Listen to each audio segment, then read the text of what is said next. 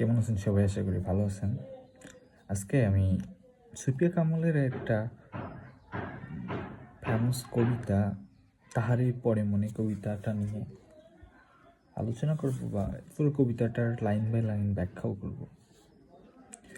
সুফিয়া কামাল ছিলেন একজন নারী আন্দোলনের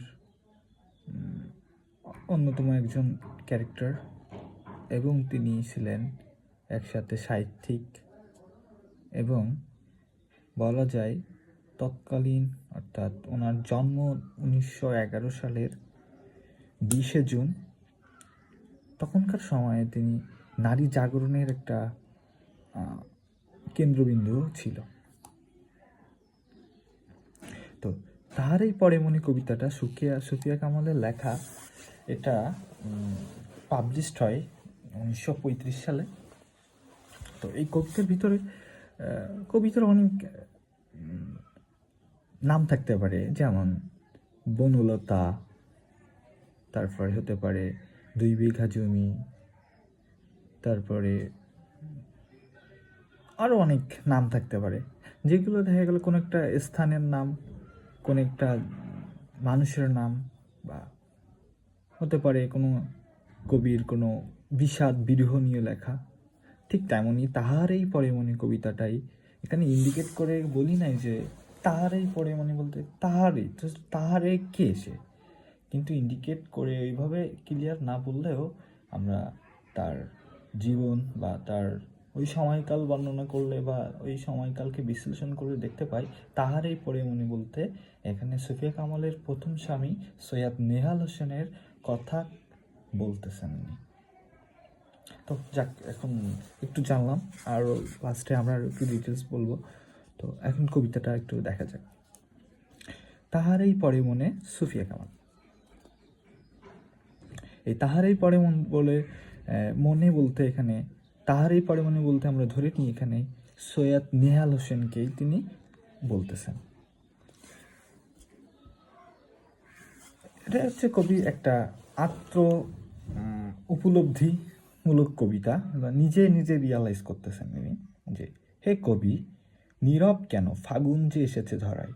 হে কবি নীরব কেন, ফাগুন যে এসেছে, অর্থাৎ ফাগুন বলতে এখানে বোঝাচ্ছে ফাল্গুন মাস। ফাল্গুন মাসের কথা কেন বলতেছে? যে দেখো, যে শীতের পরে বসন্তে শুরুতে বসন্ত ঋতুর শুরুতে সাধারণত প্রকৃতি নবরূপে সাজতে শুরু করে। শীতে যেমন গাছগাছালির পাতাগুলো ঝরে পড়ে, চারিদিকে যেন রিক্ত শূন্য হয়ে যায় পরিবেশ, গাছের পাতা ঝরে পড়ে, বা প্রকৃতি যেন একটা কঠোর পরিস্থিতির ভিতর দিয়ে যায়, তাকেই নির্দেশ করতেছে শীত ঋতুটা এখানে। হে কবি নীরব কেন, ফাগুন যে এসেছে ধরায়। বসন্তে অর্থাৎ বসন্ত ঋতুকে বরিয়া তুমি বসন্তে বরিয়া তুমি লব না কি তব বন্দনায়, অর্থাৎ বসন্তকে নিয়ে তুমি কি বন্দনা করবে না, এরকমটাই বলছে। কইল সে স্নিগ্ধ আঁখি তুলি, সে তার স্নিগ্ধ আঁখি তুলে কইল, কে বললো দেখা যাক।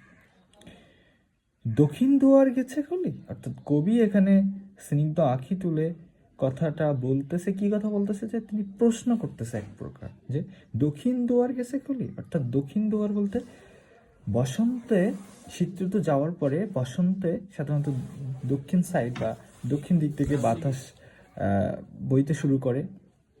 তো সেটা কবি বলতেছে যে দক্ষিণ দুয়ার গেছে কলি, কি দক্ষিণ দুয়ার কি খুলে গেছে, বাতাবি লেবুর ফুল ফুটেছে কি, অর্থাৎ শীতের পরে এই লেবু গাছের কথা বলছে, কারণ শীতের পরে প্রকৃতি যেমন লেবু বা আম এগুলোতে কি থাকে সাধারণত মুকুল ধরতে শুরু করে, আমের মুকুল ধরতে শুরু করে, ঠিক তেমনই বাতাবি গাছেও সে ফুল ফুটেছে কি না সেটা জিজ্ঞাসা করতেছে।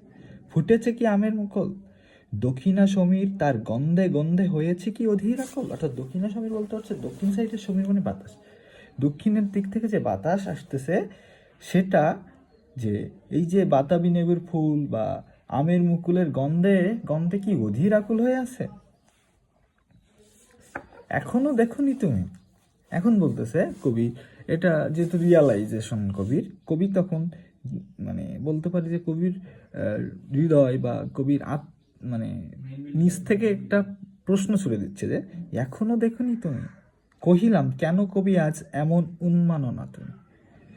বলতেছে যে তখন বলতেছে তো কবি তার ইনার যে স্ট্রেন্থ সেটা বলতেছে যে এমন উন্মাননা কেন তুমি, কথা তব নব পুষ্প চাষ, কইল সে সুদূরে চাইয়া, অলোকের পাথার বাইয়া। অর্থাৎ অলোকের পাথার বাইয়া বলতে কবি সেটা দেখতেছেন না যে কোথায় সে নব পুষ্পচাষ।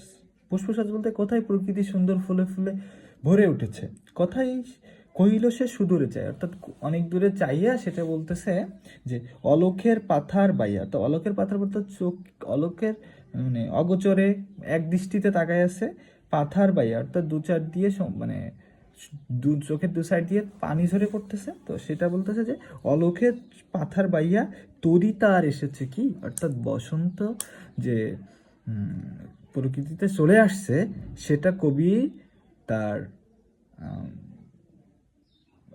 নিজের অজান্তে সেটা কবি বুঝতে না পারলেও প্রকৃতিতে বসন্ত এসছে তখন তার ইনার স্ট্রেন্থ এই কথা কবিকে স্মরণ করে দিচ্ছে যে যখন বসন্ত প্রকৃতিতে বসন্ত চলে আসছে, কবি তুমি কি করো, এই বসন্ত বন্দনা করো। বেজেছে কি আগমনী গান, তখন বলতেছে যে বসন্তের তৈরি কি আসলে আসছে, বেজেছে কি আগমনী গান। অর্থাৎ বসন্ত যখন আসে প্রকৃতিতে, অর্থাৎ বসন্ত ঋতু, তখন দেখা যায় কি শীতের তীব্রতা বা শীতের যে কি বলতে পারি কঠোরতা, এটা মুছতে মুছতে যখন বসন্ত চলে আসে তখন কিন্তু প্রকৃতি একটা নবরূপে সাজতে শুরু করে। তখন এটা বলতেছে যে তরিতার এসেছে কি, বেজেছে কি আগমনী গান। আগমনী গান বলতে এখানে অনেক কিছু বলা যেতে পারে, যেমন পাখির ডাক বা বসন্ত ঋতুর আগমনী গান বলতে এখন বোঝানো যেতে পারে পাখির ডাক বা প্রকৃতিতে যে একটা কি বলি, প্রকৃতির যে একটা স্বভাব বা নেশার, এটা কিন্তু ঋতুভেদে চেঞ্জ হতেই থাকে। তো সেটাই বলছে বেজেছে কি আগমনী গান, ডেকেছে কি সে আমার। অর্থাৎ বলছে যে এগুলো কি প্রকৃতিতে কি চলে আসছে, ডেকেছে কি সে আমার। এটা ডেকেছে কাকে ডেকেছে, এই ডেকেছে বলতে বসন্তকে বলতেছে যে এই বসন্ত কি সে আমাকে কি ডাকছে, শুনি নাই রাখিনি শোনা। কবি এগুলো শুনিই নেই বা সে এগুলোর সন্ধান তার নাই, কারণ তার মন ব্যাকুল।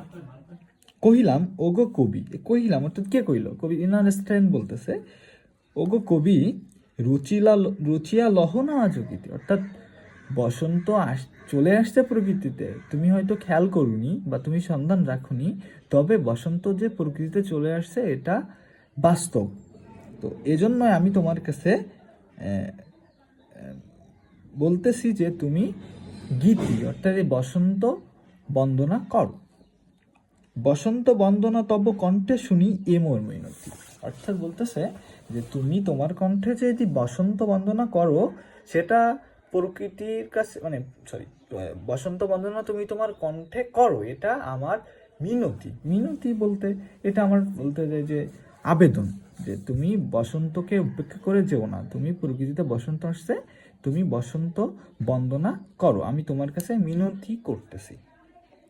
কইল সে মৃদু মধুস্বরে, অর্থাৎ সে মৃদু কণ্ঠে বা মৃদু মধুস্বরে বলতেছে নাই হলো না হোক এবার। অর্থাৎ থাক বসন্ত আসছে, এবার না হোক, তাকে নিয়ে আর কিছু লেখালেখি করি বা তাকে নিয়ে আর কিছু না বলি। কারণ কবিদের কাজ কি, যে কবি তার নেশার প্রকৃতি নেশার বা পরিবেশ বা সারাউন্ডিং যে পরিবেশ থাকে বসন্ত বা যে কোনো ঋতুতে, কবি তার কবিতার মাধ্যমে তার লেখনির মাধ্যমে সেগুলো সুন্দর করে বর্ণনা করে বা ন্যারেট করে। কিন্তু কবি এখানে বলতেছে যে নাই হলো না হোক এবার, আমারে গাইতে গান বসন্তরে আনিতে বরিয়া। অর্থাৎ আমি যে গান গাইব, বসন্তকে বরণ করে আনার জন্য যে আমি গান গাইব, বসন্তকে আনতে বরিয়া রোহেনি, সে ভুলিনি তো এসেছে তো ফাল্গুন সরিয়া। অর্থাৎ আমি বসন্তকে বন্দনা করে আনিনি, কিন্তু সে কি ভুলে গেছে যে আসতে, সে ভুলিনি তো, অর্থাৎ সে ভুলে যায়নি তো, এসেছে তো ফাগুন সরিয়া। অর্থাৎ সে, আমি যদিও তাকে বন্দনা না করেছি বা যদিও তাকে আমার কবিতার মাধ্যমে তাকে বা আমার লেখনীর মাধ্যমে তাকে প্রশংসা না করলেও, আমার কাছে বসন্ত না আসলেও বসন্ত কি প্রকৃতিতে না আসতে ভুলে গেছে?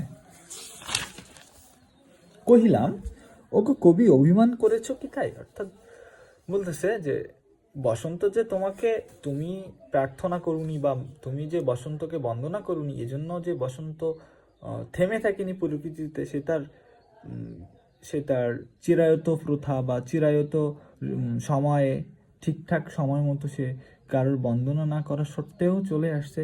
এজন্য কি তুমি অভিমান করেছো? যদিও এসেছে তবুও তুমি তারে করিলা বৃথায়। অর্থাৎ তুমি এগুলো নিয়ে যে অভিমান করেছো কিনা সে প্রথমে সেটাকে জিজ্ঞাসা করতেছে এবং পরে বলতেছে যদিও এসেছে তবু তুমি তারে করিলে বৃথায়। অর্থাৎ বসন্ত যদিও তুমি প্রার্থনা না করলেও সে অটোমেটিক্যালি বা বিনা ইনভাইটে চলে আসলেও তুমি তো তাকে বৃথা করে দিচ্ছ। অর্থাৎ তোমার কাছে বসন্ত আসা না আসা কোনো তফাৎ নাই।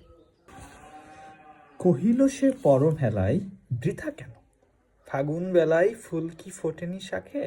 অর্থাৎ অর্থাৎ কবি এখন হেলাই, অর্থাৎ বলা যায় যে অবহেলা করে বলতেছে বৃথা কেন, অর্থাৎ বৃথা যাবে কেন? ফাগুন বেলায় ফুল কি ফোটেনি শাখে, অর্থাৎ ফুল কি বাগানে কি ফুল ফোটেনি সেটাই আর কি। পুষ্পরতি লোভেনি কি ঋতুরাজন, অর্থাৎ বসন্তকে ঋতুরাজা বলা হয়। এই ঋতু, এই প্রকৃতিতে বসন্ত আসলে পুষ্পরতি অর্থাৎ ফুলের মালা এ কি বসন্ত কি গ্রহণ করেনি? বা বসন্ত আসাতে ফুলের মালা কি, অর্থাৎ ফুলের মালা বলতে প্রকৃতি কি ফুলের মালার মতো তাকে ফুলের মালা দিয়ে তাকে অভ্যর্থনা জানায়নি? মাধবী কুড়ির বুকে কি গন্ধ নাই? অর্থাৎ মাধবী কুড়ি বলতে এখানে একটা ফুল এর কথা বলতেছে যে মাধবী কুড়ির বুকে গন্ধ নাহি, অর্থাৎ মাধবী ফুলের মানে কুড়িতে কি যে সুবাস থাকে, যে সুশ্রী সেন্ট বা যে ওর যে আলাদা একটা সুবাস থাকে, সেটা কি ওই কুড়িতে কি সেই গন্ধটা এবার নাই? করে নাই অর্ঘ্য বিরোচন। অর্থাৎ অর্ঘ্য বিরোচন বলতে বোঝাচ্ছে যে তাকে কি বসন্ত ঋতু আসায় তাকে কি কোনো উপহার রচনা করেনি? অর্থাৎ এই কি অর্ঘ্য বিরোচন, অর্থাৎ এই ফুল দিয়ে বসন্তকে যে বরণ করে নিচ্ছে, এটাকে একভাবে বলা হচ্ছে যে এই যে মাধবী কুড়ির বুকে গন্ধ নেই, অর্থাৎ মাধবী কুড়ির কি আমি যে বন্দনা না করলেও মাধবী কুড়ি কি সেটা কুড়িতে কি যে গন্ধ বা প্রকৃতিতে বসন্ত আসার সাথে সাথে সে যে কুড়িটা কুড়ি হয় বা কুড়ি ফোটে, সেই কুড়িতে কি এবার কি আর গন্ধ নাই বা করে নাই অর্ঘ্য বিরোচন? অর্থাৎ এই মাধবী কুড়ির মাধ্যমে যে বা ফুলের মাধ্যমে বসন্ত ঋতুকে যে উপহার দেন, এই উপহার দেওয়া বলতে বোঝাচ্ছে যে বসন্ত আসলেই প্রকৃতি ফুল ফলে একটা নবরূপে সাজে। এবারও কি সেই ফুলগুলো নতুন করে সাজে নাই? বা এবারেও কি কোনো ফুলের গন্ধ নাই? আমি বসন্ত বন্দনা না করলেও প্রকৃতি ঠিক কি করছে, এই মাধবী কুড়ির গন্ধ দিয়ে, অর্থাৎ চারিদিকে ফুলে ফুলে ফুলে প্রকৃতি কি করছে, ভরে তুলছে। যা বলা যায় যে অর্ঘ্য বিরোচন করছে বসন্তকে, অর্থাৎ ফুলের মালা উপহার দিয়েছে। হোক, তবু বসন্তের প্রতি কেন এই তীব্র বিমুখতা? এখন বলতেছে হ্যাঁ এগুলো করছে, এগুলো প্রকৃতির নিয়মে, এগুলো তুমি আমি বন্দনা না করলেও প্রকৃতি ঠিকই করবে, প্রকৃতির নিয়মেই চলবে। তা বলতেছে হোক, তবু বসন্তের প্রতি কেন এই তীব্র বিমুখতা? হ্যাঁ ওগুলো সবই হয়েছে, যে তুমি বসন্ত বন্দনা না করলেও মাধবী কুড়ির মুখে গন্ধ আছে বা সুবাস আছে, বা প্রকৃতি নবরূপে সাজছে। কোনো কিছু প্রকৃতি কি করি নাই, ফাঁকা রেখে নাই। প্রকৃতিতে বসন্ত আসলে প্রতি বছরের ন্যায় যেমন হওয়ার কথা, তুমি বন্দনা করলেও যেমন হওয়ার কথা, না বন্দনা করলেও তোমার অজান্তেই প্রকৃতিতে এসব কিছু ঘটে যাচ্ছে। তবু বসন্তের প্রতি কেন এই তীব্র ভূমিকতা বলতে এই জন্য বলতেছে যে হোক, এগুলো তো সবই হবে বা হচ্ছে, তারপরেও তুমি কেন বসন্তকে বরণ করতেছ না বা বসন্তকে অবহেলা করেই চলছ? কহিলাম, উপেক্ষায় ঋতুরাজে কেন কবি দাও ব্যথা? অর্থাৎ ঋতুরাজ বসন্তকে যে আমি অপেক্ষা করতেছি, কবি তুমি কেন এটা ব্যথা দিচ্ছ? কহিলাম যে তুমি বসন্তকে উপেক্ষা করে কেন তুমি নিজের মনেও ব্যথা দিচ্ছ, বা কেন তুমি এই ব্যথা দিচ্ছ? কহিল সে কাছে সরে আসি, কহিলি উত্তরি তলে মাঘের সন্ধি। অর্থাৎ সে বলতেছে যে কাছে সরে আসে, অর্থাৎ নিকটে এসে বলতেছে যে কোহেলি উত্তরীর তলে মাঘের সঙ্গে। অর্থাৎ কোহেলি বলতে এখানে কুয়াশা ঘেরা, উত্তরী বলতে চাদর। তো কুয়াশা ঘেরা পরিবেশে মাঘের সন্ন্যাসী, অর্থাৎ শীত কিভাবে আছে, চাদর মুড়ি দিয়ে আছে। কুয়াশার ভিতরে শীত কি করে আছে, চাদর মুড়ি দিয়ে আছে। অর্থাৎ কবির লাইফে দুঃখ কষ্ট আছে, যেটাকে সাধারণত বলা যায় যে সেগুলো সে চাইলেও যে চাদর মুড়ি দিয়ে আসে, যে বাইরের সবকিছু চেঞ্জ হয়ে গেলেও ভিতরের পরিবেশটা তার এখনই তেমনই আছে। যদি আমরা কোনো কিছু দিয়ে ঢেকে রাখি, দেখা যায় যে বাইরে রোদ উঠুক বা যাই হোক না কেন, সেখানে কিন্তু একটা ঘুটঘুটে অন্ধকার, বা যদি বর্ষার সময় আমরা দেখি কোনো কিছু ঢেকে রাখি, চারিদিকে বৃষ্টিতে কাদাময় হয়ে গেল, সেখানে কিন্তু একটু শুষ্ক থাকে। ঠিক তেমনই অর্থাৎ সে চাদর মুড়ি দিয়ে তার কষ্ট দুঃখগুলো এমনভাবে চাদর মুড়ি দিয়ে আছে যে সে চাইলেও সেগুলো কি করতে পারতেছে না, সেখান থেকে বেরোয় আসতে পারতেছে না। বাইরে বা উপর থেকে পরিবেশ প্রকৃতি বা তার লাইফের পরিবর্তন হলেও তার ভিতরের যে কষ্ট, সেগুলো থেকে সে এখনো বেরোয় আসতে পারতেছে না। গিয়াছে চলিয়া ধীরে পুষ্পশূন্য দিগান্তের পথে। অর্থাৎ তার লাইফের থেকে তার লাইফ কি করছে, যে তার স্বামী বিয়োগের মাধ্যমে, যে তার শীত ঋতুকে স্বামীর বিয়োগের যে কষ্ট, সেটাকে সে তার শীতের ঋতুর বা শীত সময়ের সাথে বর্ণনা করছে। যে শীত সময়ে যেমন কি করে পুষ্পশূন্য দিগন্তের পথে চলে যায়, তো শীত আসলেই প্রকৃতি পুষ্পশূন্য হয়ে যায়, রুক্ষ হয়ে যায়। ঠিক তেমনই দিগন্তের পথে যেমন শীত চলে, ঠিক তার লাইফও কি হয়েছে, যে তার স্বামীর বিয়োগের মাধ্যমে তার লাইফও ঠিক তেমনই রিক্ত শূন্য আসতে চলে গেছে। কোন দিগন্তের পথে চলে গেছে, কিভাবে, রিক্ত হস্তে শূন্য হাতে, তাহারই পরে মনে ভুলিতে পারি না কোনো মতে। অর্থাৎ কবি মনে যে সে অনেক দূরে চলে গেল, অর্থাৎ তার স্বামী মৃত্যুবরণ করে তো তার থেকে অনেক দূরে চলে গেছে, কিন্তু সে অনেক দূরে চলে গেলেও তাকে সে কোনো মতেই বলতে পারতেছে না। ঠিক তেমনি এখানে শীত প্রকৃতিতে থেকে অনেক সময় অনেক আগেই চলে গেছে, বসন্ত প্রকৃতিতে চলে আসছে, কবি সেটা অবহেলা করেই রাখছে। কেননা তার মনের যে দুঃখ কষ্টের বেদনা, সেগুলো থেকে সে চাদর সে এখনো সরাইতে পারি না। সে চাদরের ভিতরে সে দুঃখ কষ্টগুলো এখনোই আছে। অর্থাৎ চাদর বলতে কবি তার মনের ভিতরে তার দুঃখ কষ্টগুলোকে থেকে এখনো বেরোতে পারতেছে না। এজন্য তার মনে এই বাইরের পরিবেশে বসন্ত আসলো কি না, অর্থাৎ তার লাইফের পরিবর্তন, অর্থাৎ তার দাম্পত্য জীবনের বা তার লাইফে আরও সামনের দিকে যাওয়ার যে পরিবর্তন, এগুলো নিয়ে সে এখনোই ভাবতেছে না। সে অবহেলা করেই আছে, যে আমার লাইফে যেটা হয়ে গেছে সে সেটা এখনও সেভাবে ধরেই নিয়ে আসে। সে এখনও সামনে ওঠার মতো সিচুয়েশন কি করতে পারি নাই, তৈরি করতে পারি নাই। ঠিক তাই বলতেছে যে তাহার এই পরে মনে ভুলিতে পারি না মনে মধ্যে। অর্থাৎ তার কবি সব কিছুতেই এই সৈয়দ নেহাল হোসেনের কথা মনে পড়তেছে, বা শীতের যে কষ্ট বা বিমুখতা, এটা কল্পনা করে বসন্তকে সে বসন্তকে বন্দনা করতে সে আগ্রহী নয়। কারণ প্রকৃতিতে বসন্ত আসলে আবার শীত আসবে, আবার শীত আসলে কি হবে, এই দুঃখ বাস্তবতা তাকে মেনে নিতে হবে। অর্থাৎ প্রথম স্বামী চলে যাওয়ার পরে যখন যদি সে দ্বিতীয় বিয়ে যখন করার মতো একটা সময় চলে আসলো, বা দ্বিতীয় বিয়েতে তিনি বা তার লাইফে যে চেঞ্জ আসবে, তখন দেখা গেল যে তিনি আর চাচ্ছেন না যে তার লাইফে এরকম একটা বিরাগের বিষয় হোক। এজন্য সে বারবার একই কথাই বলতেছে যে তাহারই পরে মনে আমি তাকে বা ভুলিতে পারি না কোনো মতে। অর্থাৎ এই ছিল কবিতার বিশ্লেষণ।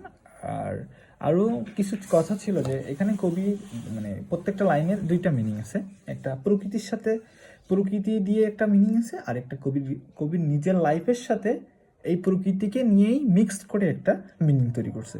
একটা মিনিং হচ্ছে প্রকৃতি, একভাবে দেখতে গেলে বলা যায় যে প্রকৃতি কি করছে, শীত ঋতুতে প্রকৃতির যে নিষ্ঠুর রুক্ষ, এটা বর্ণনা করছে, যে বসন্ত প্রকৃতিতে আসলেও শীতের কষ্ট রিক্ততা সে ভুলতে পারতেছে না। আরেক দিক থেকে বর্ণনা করলে দেখা যায় যে সৈয়দ নেহাল হোসেনের মৃত্যুর পরে সে চাইলেও তার লাইফকে সামনের দিকে এগিয়ে নিতে পারতেছে না। সৈয়দ নেহাল হোসেনের বিরাগ তার লাইফে বা তার জীবনে এখনো বিরাজ করে আছে। ঠিক তেমন শীতের চাদরে যেমন মুড়ি দিয়ে আছে শীত থাকে মাঘের সন্ন্যাসী রূপে, ঠিক তার লাইফেও তেমনভাবে আছে। তো এটা ছিল এই কবিতার বিশ্লেষণ। তো এই কবিতাটা পাবলিশড হয় 1935 সালে, এবং তার স্বামী মৃত্যুবরণ করে 1932 সালে। অর্থাৎ তিনি দ্বিতীয় বিয়ে করছিলেন মেবি আমার যতটুকু মনে পড়ে 1937 সালের দিকে। তো এই 1932 থেকে 37-এর মাঝখানে যে 5টা বছর যে তার লাইফের উত্থান পতন, এর সাথে এই কবিতা অনেক রিলেটেড আছে, যে তার লাইফের কষ্ট, বেদনা, দুঃখ, এগুলো সে কোনো মতে সেগুলো থেকে বেরোতে পারতেছিল না। তো সেজন্য তার এই এই রচনা বা এই কবিতাটা রচনা করা। তো এটাই ছিল তাহার এই পরে মনে কবিতার বিশ্লেষণ বা এর প্রেক্ষাপট। তো আজকে এই পর্যন্ত, ভালো থাকেন সবাই।